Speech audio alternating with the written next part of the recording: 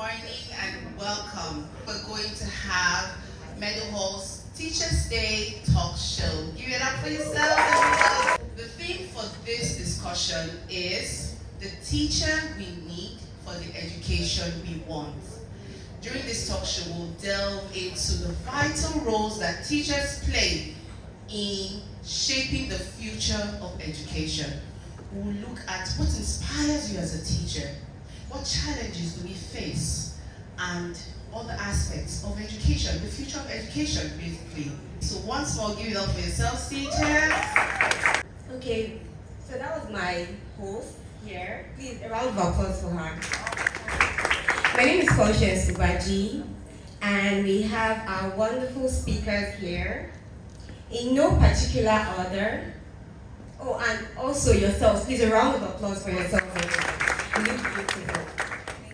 So, in no particular order, we have an innovative educator, Mr. Oluwatobi. Please clap for him. He started off his career as a field engineer doing maintenance and servicing of banknotes, counting machine, and automated teller machines. He has 9 years experience teaching mathematics, further math, physics, and technical drawing. He is a design and technology teacher at Meadow Hall College. Please, a round of applause for him again.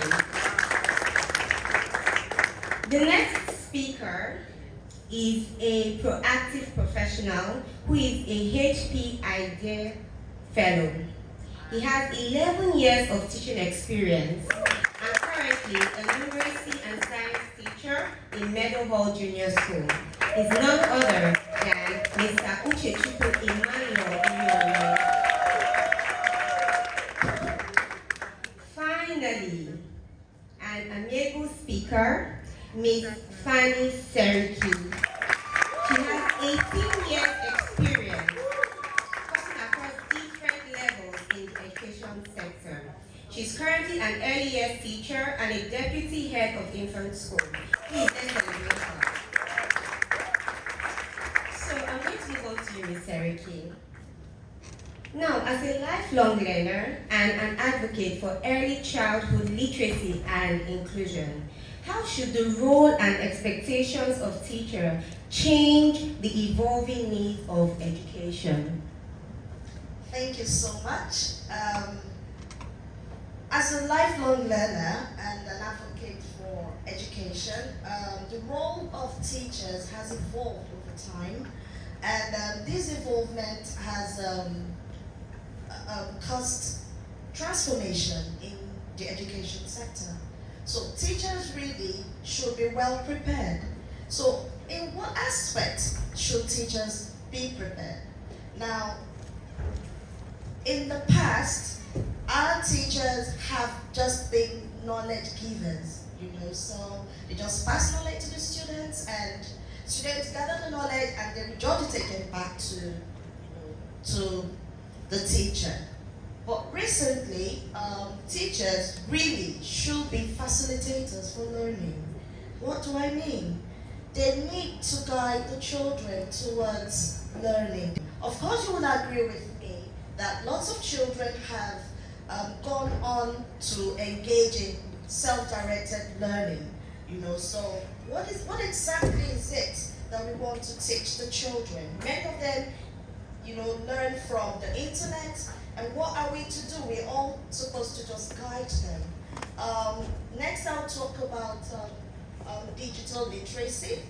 So it's very important as well that we are equipped digitally. Then I'll also talk about soft skills. It's very important, that students gain soft skills. What are these soft skills? They include communication skills, adaptive skills, creativity, and resilience, which is very key. So while children are learning every day, they need to acquire these skills in order to push ahead in life. They need to also be aware of the real life problems. They need to engage. The teachers need to understand that children are constantly involved in everyday life. They need to bring the the knowledge and the challenges of the real world activities to class and support children towards thinking about problem solving activities. For example, sometimes we need the children to understand cultural diversity, so a teacher needs to understand cultural competence. So what do we understand by cultural competence? It's going to help the child to adapt in any environment the child may find himself. Thank you. All right, I'll be going now to Mr. Uche. You know that right now our vision, the vision of education, I'm very sure what you had while you started off as an educator has changed and has evolved. Okay, so let's look at the reforms we need in the educational system. So what changes or reforms do you believe are necessary to better align education with the needs of students and society? All right, thank you very much, Mrs. Okafor. We live in a world that is constantly evolving, and these are as a result of globalization, as a result of increase in technological advancement, or increase in technology, that's technological advancement. I believe there are a number of reforms in the educational sector that we need to critically look at. Number one, just like she mentioned, we can't overemphasize the fact that in the 21st century, there are a number of things that we didn't have in those days, and it used to be about just delivering content and retrieving the information you're giving the children. But these days, we realize that we need to give these children the opportunity to learn the 21st century skills, such as communication. We need to tell them, give them the opportunity to learn how to collaborate. We need to give them the opportunity to develop their critical thinking skills, because these are the things that they'll be needing in the real world, okay? And also we need to give them the opportunity to have choices on what they need to learn, how they need to learn this, okay? So it's not just about the teacher standing in front of the children and saying things out. It's not even about letting the children just learn, like it has to be organized, where the children, some of them could decide to learn just through different means. And this starts with having the ability to develop individualized lesson plans, okay? And or learning plans, or educational plans, individualized educational plans, okay? Where children would get to leverage on technologies to learn the way that best suits them, and every other thing, okay? Also, part of the reforms I would like to see, because when we talk about reform, we are talking about Nigeria at large, right?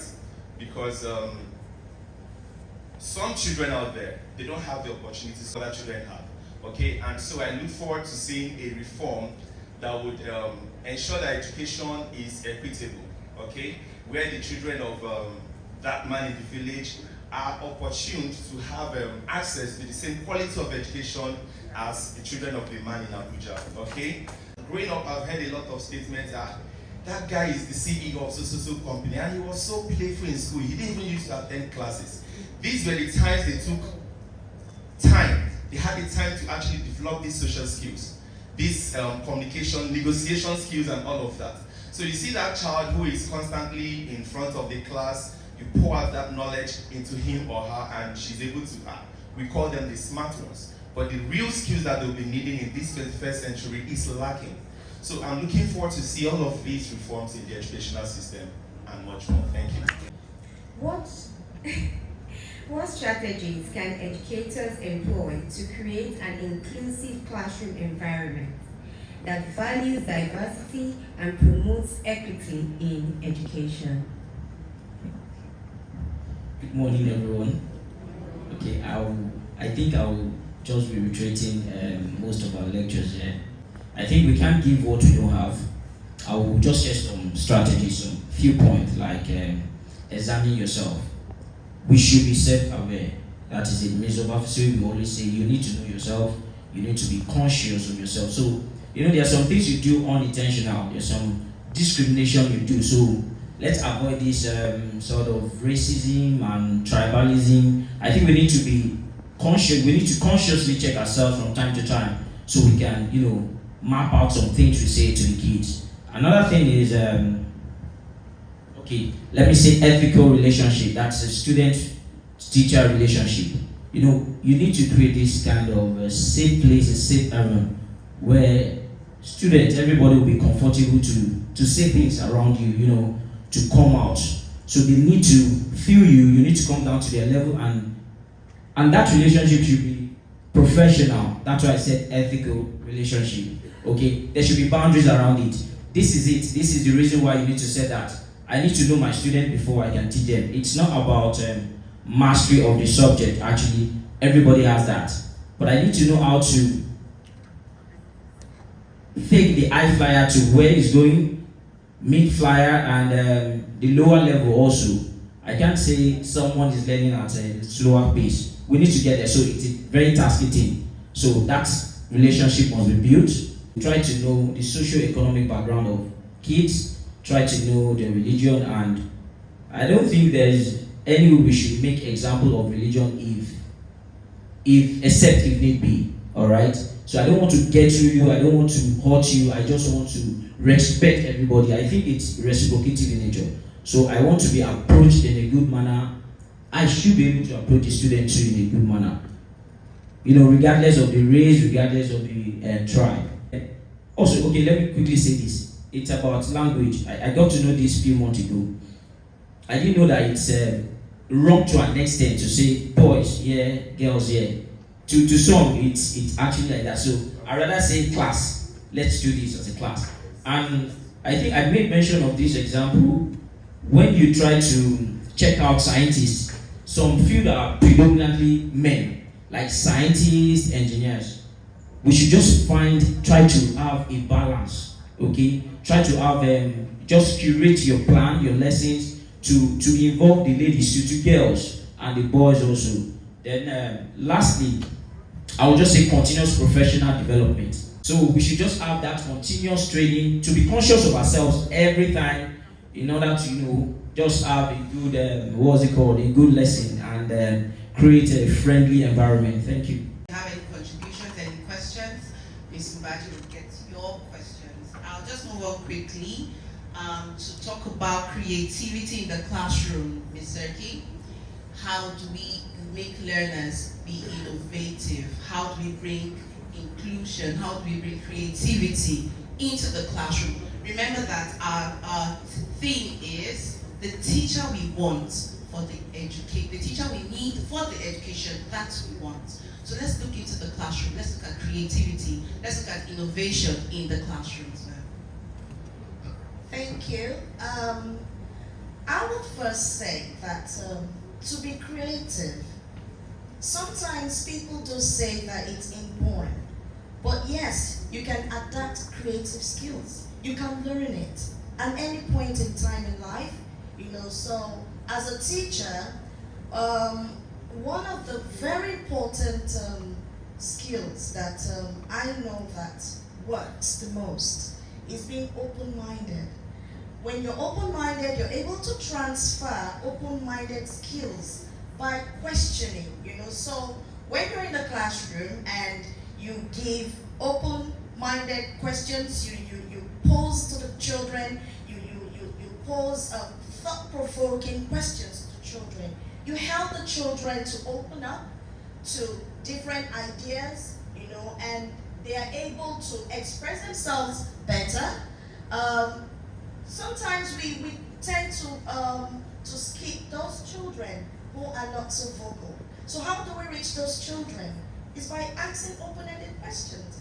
Asking questions that relate to them. Sometimes we do get personal with children, especially when you need to get into the children, you need to know their interests, and then you need to ask them questions, and then they open up. So while they're opening up, they're able to get creative. For instance, last week we had a topic in math, and that's 2D shapes. And then there are lots of resources in different corners, like the stations we have in the classrooms. And then the children are free to choose any station they desire. All they needed to do was either create a 2D shape using whatever material they desire. So while that is going on, you have to ask the children, you have to inquire how they feel, what they think, about each 2D shape they are trying to make. And while that was going on, for instance, I had a child that picked up a straw, and the child was trying to make a triangle. So the child picked one, he put it straight, in a straight form, and then another in a horizontal form. Then I was watching to see how does the child close up a gap, knowing that a triangle has 3 sides. Now the child took one more and put it, vertically. It didn't add up. So I kept waiting. That's another important skill when you help children to create. You have to give children time to think. Very important. You don't rush children. So what we need to do to support children in that aspect, you wait. You wait for the child to process how he or she is going to solve that problem.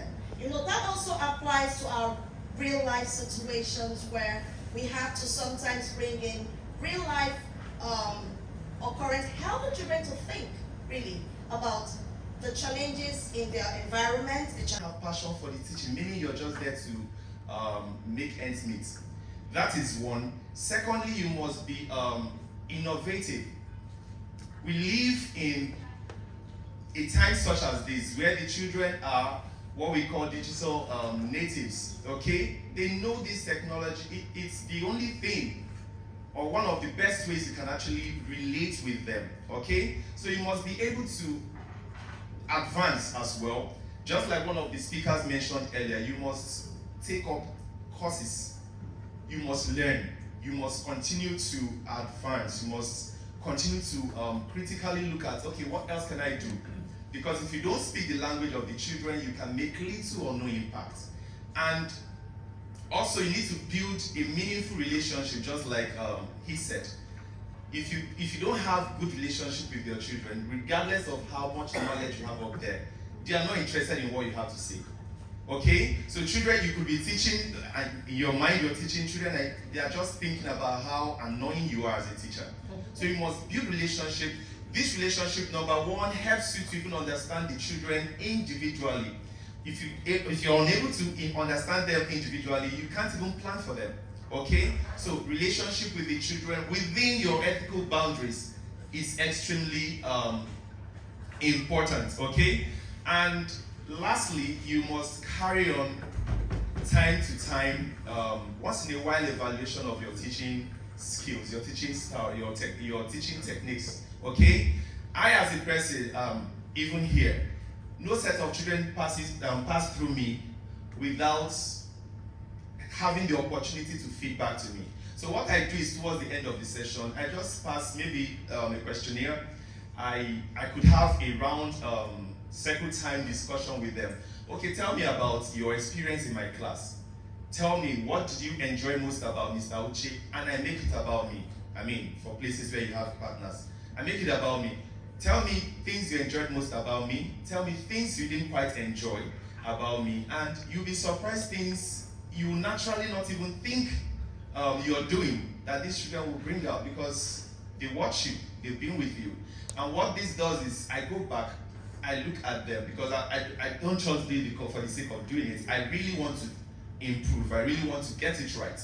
And so you're able to go back and in your time of reflection and inflection as well, you are able to regurgitate on all of the points that the children have given you. If you're scared of criticism, I don't think the classroom is actually a place for it because the children will criticize you, whether you give them that opportunity or not. And sadly, if you are unable to build that environment where they can actually speak to you like she said, believe me, they are discussing among themselves. They are discussing with their parents at home how good you are or how horrible you are. So if you are aspiring to be a teacher, 3 things I've highlighted. You must be innovative, you must be passionate, and you must be able to carry a routine evaluation of all you're delivering in the classroom. Thank you. Feel for Miss Seriki once more. it up for Mr. Uche and Mr. Okafor. And of course, my beautiful co-host, Miss Ubaji. Thank you all so much for being an attentive audience, and give it up for yourselves as well. Well done, everybody.